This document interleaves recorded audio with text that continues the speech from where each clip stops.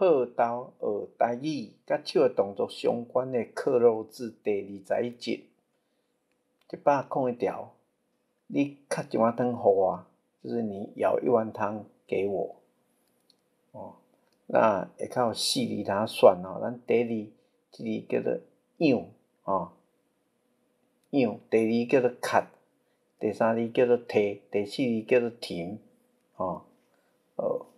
102条，顺风sak-tó墙，就顺着风势将墙推倒，比喻顺着局势推翻政权或在位的人。咱有4字要选，第一字读做提，第二读做sak，第三字读做翻，第四字读做uánn。103条，这个查某醋桶真大，看到男朋友甲一个查某咧讲话，竟然共伊攑槌仔好，下骹攑槌仔打耳光的意思。咱下骹有4字要选咱第一字叫做siàn，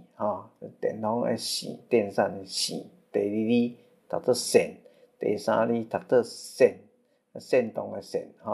第四读做善善恶的善啦104条，讲无两句话伊就甲我